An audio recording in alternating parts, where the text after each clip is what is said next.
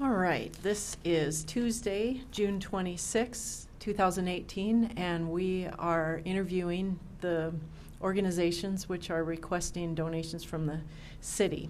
So you can go ahead and introduce yourself and tell us which program it is. My name is Dr. Chuck Sherman. I'm the Chief Executive Officer for the Human Service Agency here in Watertown. All right, and your request is for how much money?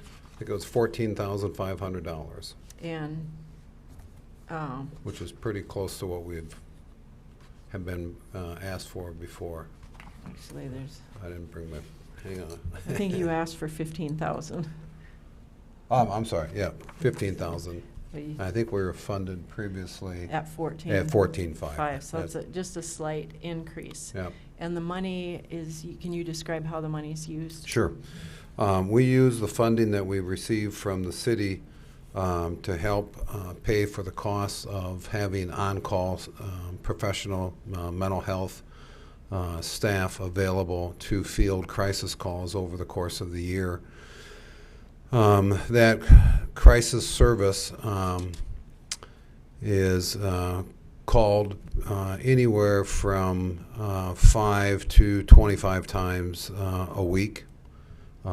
Primarily in the evenings and on weekends.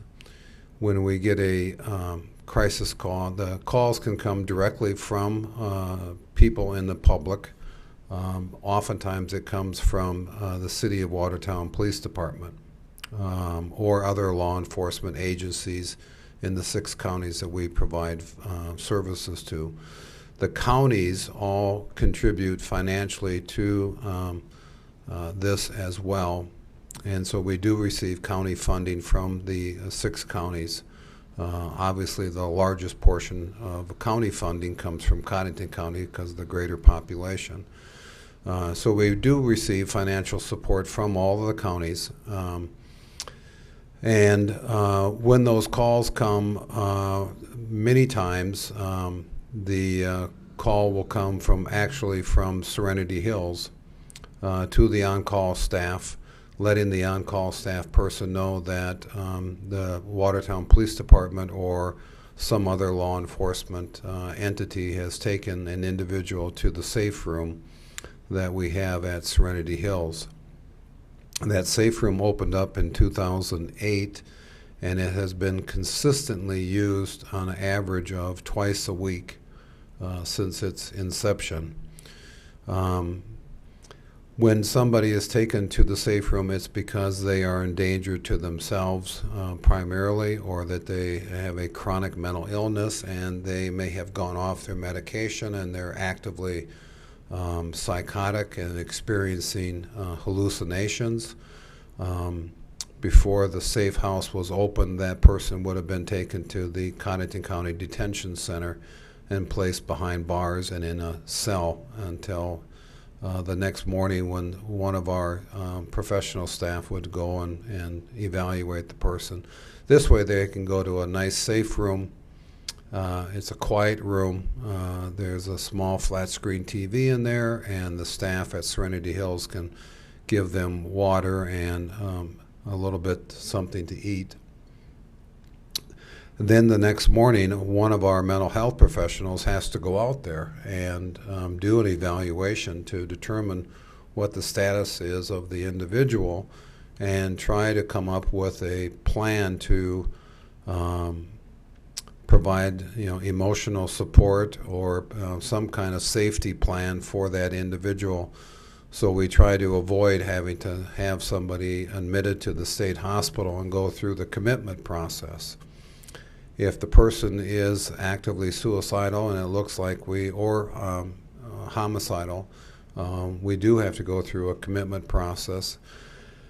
And that process can take anywhere from, the soonest is probably an hour, and sometimes it can be 6 hours of phone calls with Human Services Center in Yankton or Avera Behavioral Health in Sioux Falls, or St. Luke's in Aberdeen.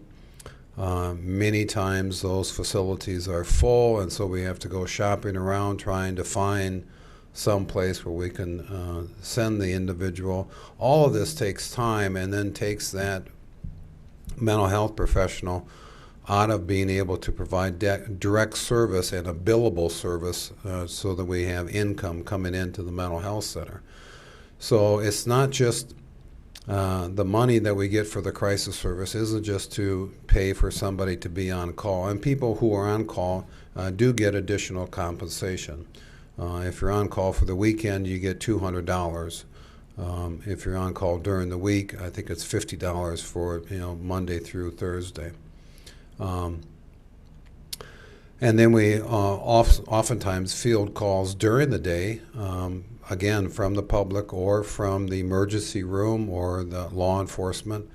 And sometimes they need to have somebody seen immediately. And so once again, somebody may have to cancel 1 or 2 appointments to run over to the Prairie Lakes emergency room or to the detention center and do an evaluation on somebody. And once again, we're canceling clients who are coming in and paying, using their health insurance to pay, and so we lose revenue from that. And so all of the funding that we receive from the city and from the counties go to help pay for that crisis service.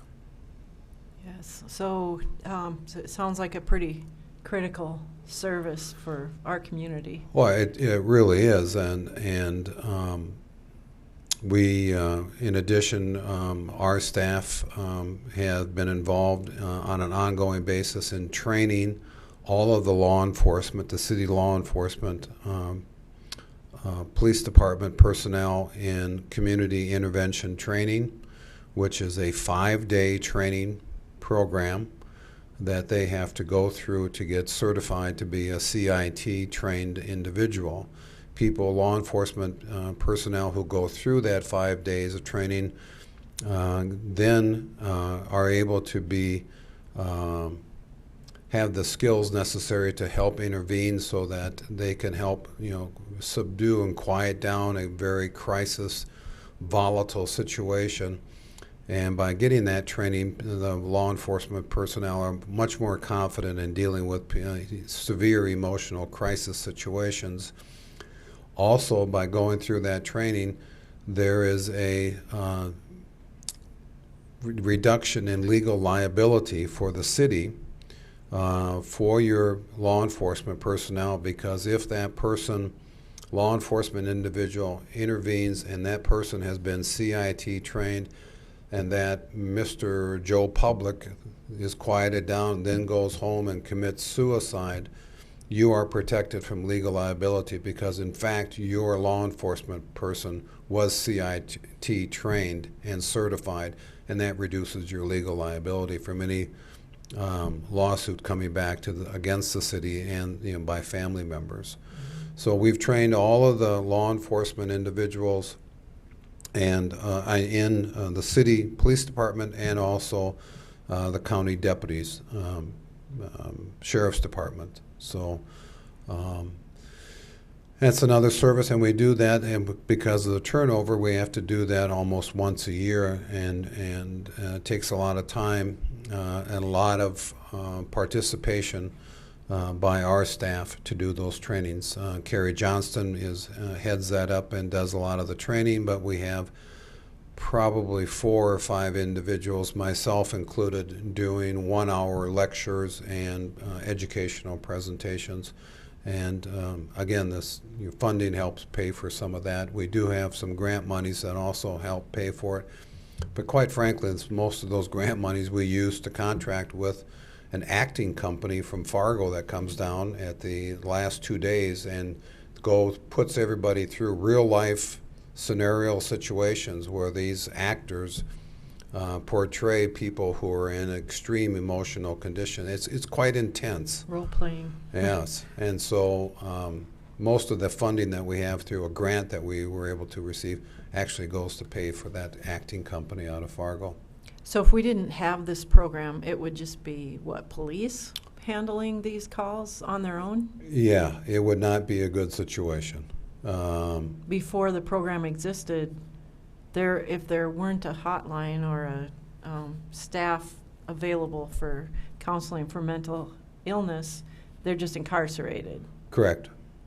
So it is kind of an extension of what the city law enforcement would be saddled with without the program. Correct. And you know, the Chief McPeak and Sheriff Brad Howell will, you know, tell you that, you know, they are completely dependent on our mental health staff to be the people that they turn to for assistance. Nobody else is on call.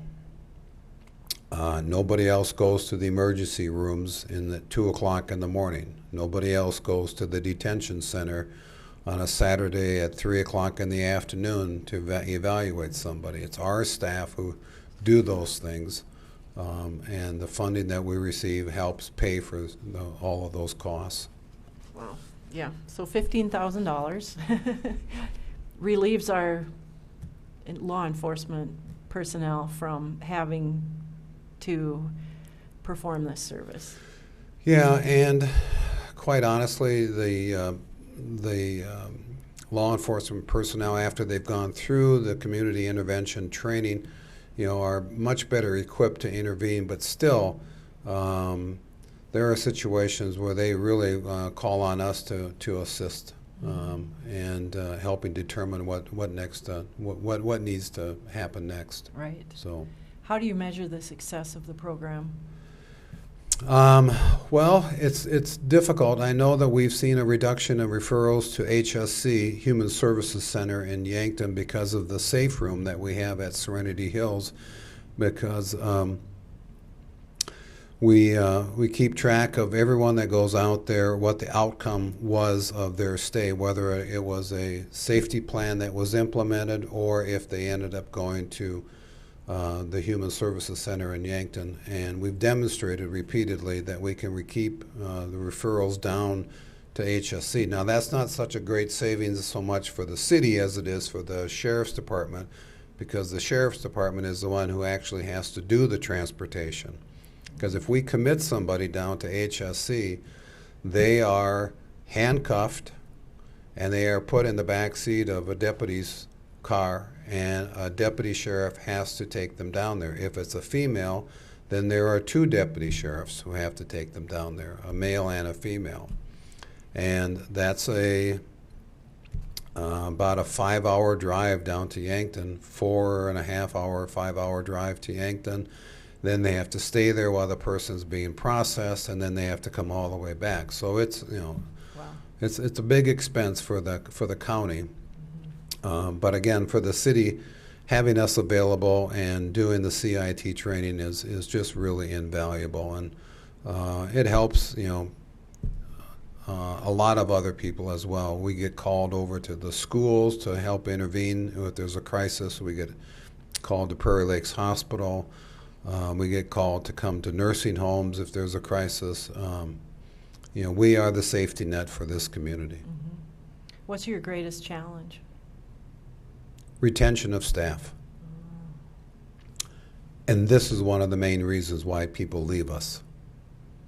They hate being on call. They hate being dragged out of bed at 2 o'clock in the morning. They go to the emergency room because they have an angry, demanding physician who wants somebody here now. And so they have to get up, they have to get dressed, they have to go in and see the 14-year-old who took, you know, 4 aspirin in an overdose attempt. And because of that, the ER doc wants somebody to evaluate the person right now. Well, then they get home and they have to go try to get back to sleep, and then we expect them to come to work in the morning. So they got to work the rest of the day, sleep deprived. It's not a fun job. We lose staff routinely to other employers like the state, the schools, private practice. You know, it's our professional staff are not highly compensated. We have had staff leave us to go to the VA system and get a $15,000 a year raise and not have to be on call. or go to the schools routinely, going to be a school counselor in an elementary school or two elementary schools. You work an 8 to 5 job, you got the summers off, you got all the vacations of a school teacher, and you get paid $10,000 or $15,000 more a year, and you don't have to be on call. And you have a retirement plan, and you have a health insurance policy that's cheaper and better and better coverage. It's tough to compete against that. Yeah. So those are the challenges, is hanging on to staff. Right, I could see that. What's your vision for the future of this program, and do you have needs for more money, and how would you get it? Well, the need for more money is there, but it's not for the crisis program per se. It's to try to come up with ways to have higher compensation for our professional staff. I just had a board of directors meeting last night, and one of my board members asked me about this sales tax revenue that's going to be coming back to the state, and is that going to have an impact on community-based providers? And I said, when I heard about the news on Thursday last week, I was ecstatic, thinking that this is potentially going to be money that could come back to community-based providers and nursing homes. And then I heard subsequently that it may be used to reduce the half-penny sales tax that was used to increase teacher compensation. Right. Then I was in the dumps the rest of the weekend. Maybe it'll more than make up for that. Well, if we had any additional funding, it would go for compensation to the professional staff, and on the New Horizons side, compensation for the direct support staff. Okay. Anything else you want to No, I just want to thank the City Council for the financial support that we continue to receive from you, and if there are things that we're not attending to or need to attend to, please don't hesitate to give me a call. All right. Well, thanks for doing a somewhat thankless job, and thanks for coming today to not make a this problem. presentation. Appreciate Thank you, it. Sarah. Okay.